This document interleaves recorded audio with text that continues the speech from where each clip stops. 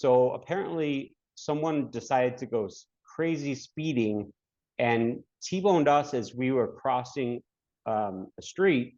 He was going 86 in a 35 mile an hour zone. Oh my goodness. And so I was a passenger in the car and it got T-boned on my side. So according to my mother, they drove out the next day when they found out what happened. And at first I was given a 50-50, well, at least my mother was told I was getting a 50-50 chance of survival by the doctor, chance of losing. She did not, again, I'm hearing this secondhand, but I heard did not go over very well.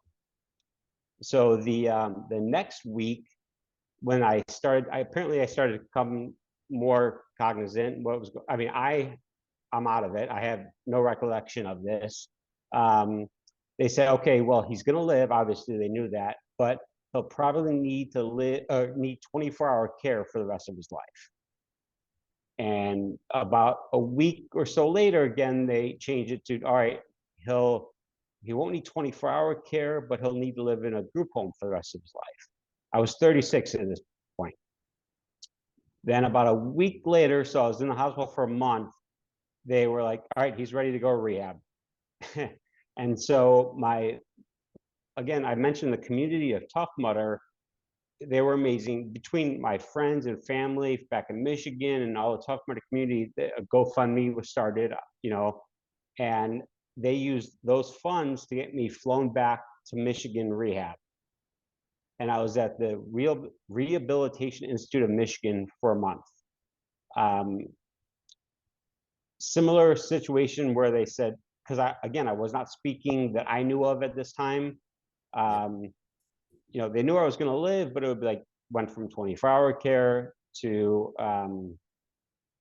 group home to, all right, he's ready to go home and live on his own.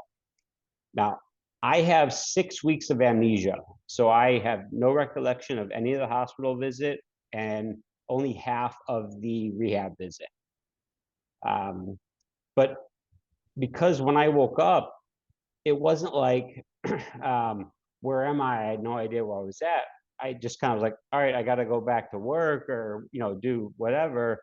So, rehab had to really slow me down. They're like, you can't, because I couldn't walk the same. I had a lot of balance issues.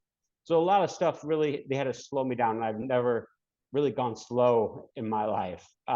So it was very interesting for them to try to say, you got to, read the directions clearly, and you have to, when you're in a shopping aisle, like look both left and right and scan. You can't just go quickly and do things that you used to do. Everything is different, so you've got to adjust. So that's the beginning of the story, really, as I like to say.